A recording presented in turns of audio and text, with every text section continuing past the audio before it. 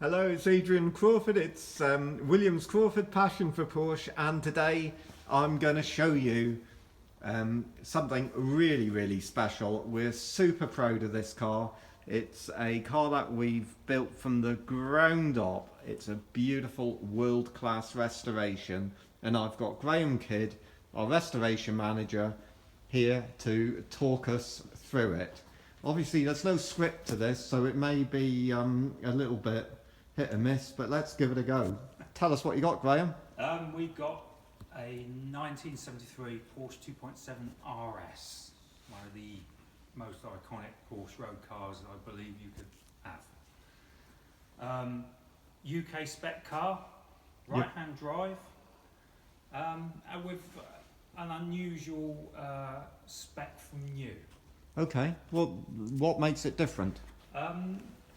You've noticed that there's no Carrera decal down the side.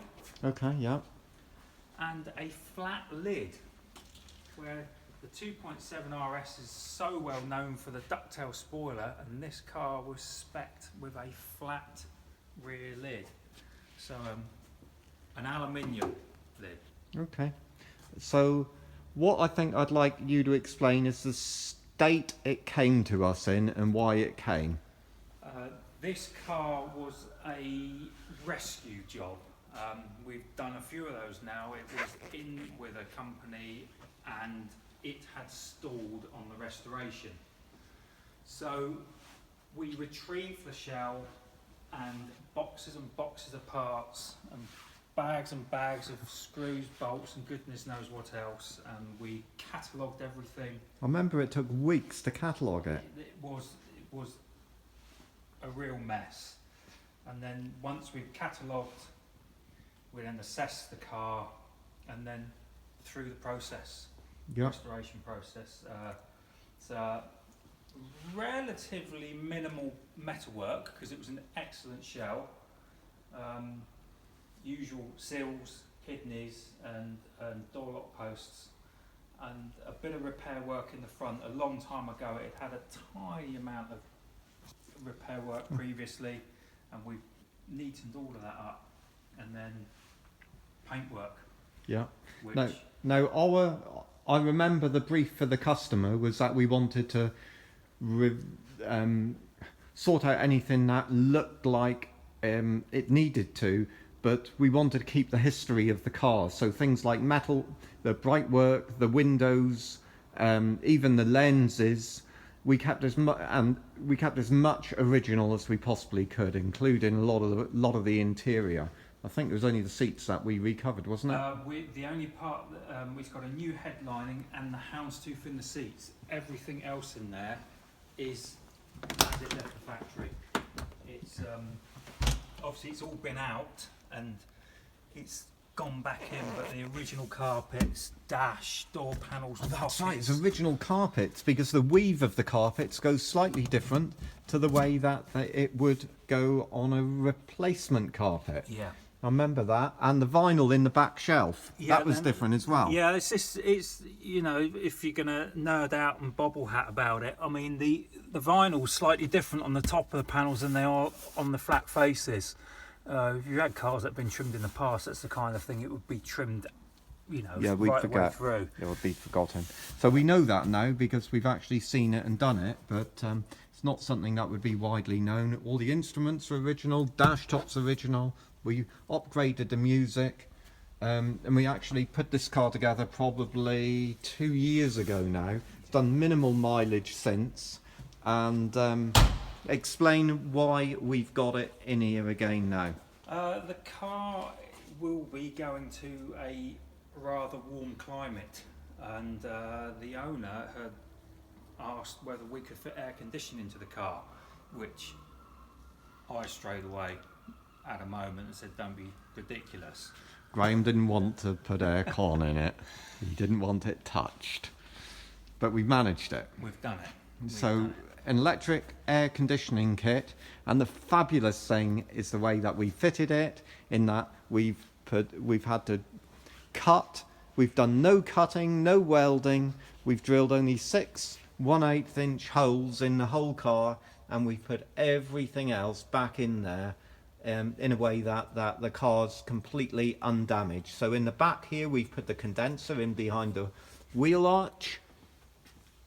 It looks like that's the dryer up in here, bolted onto the back of the seatbelt mount. I can see the pipes going down through the front. Just open up the trunk for me so as we can have a look in there. So there's nothing on this car that we've disturbed or had to sort of alter for this conversion. So you can see the aircon pipes coming through here with the valves on them. We actually had to cut a cubbyhole lid, a smuggler's box lid, to get the pipes up here and into the sort of mixer unit. It's not the original lid. But it's not the original lid, even though it looks like it. So a nice thing that we've done in the trunk here is that we had to do a little bit of paintwork in it, but unlike most restorations, the finish in here is exactly the way Porsche would have finished it, where you can almost see the primer through it, because they had a varying amount of paint, even like the blob of black on top of here, that type of thing. So we've done it so as it looks like the little bit of putty up here, that's factory. We've done it so as it looks like it was exactly the way it left the factory.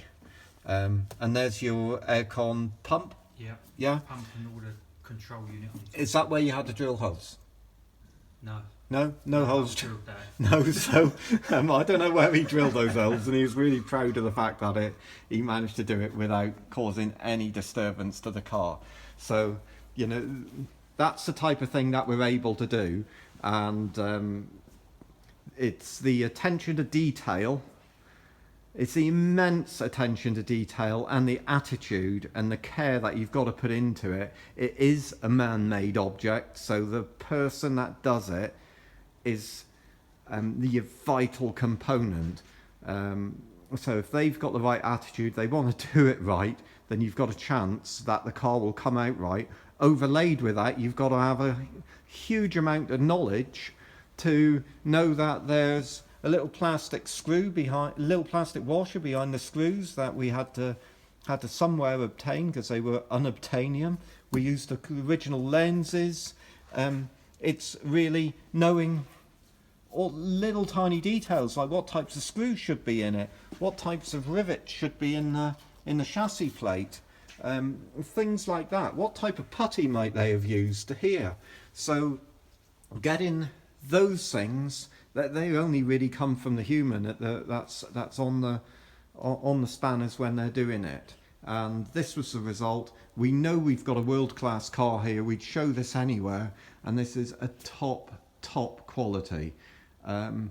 Clearly, with restorations, they're not all on cars of this value, and we'll cut cloth according to, but it is a pleasure to be able to do something to this standard, and I'm so proud of our company and of Graham to be able to manage to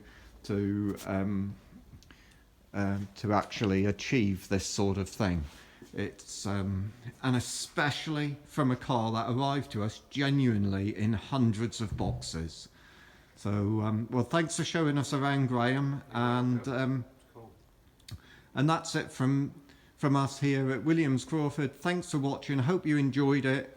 Please like, tag, share and follow, and look out for our next video.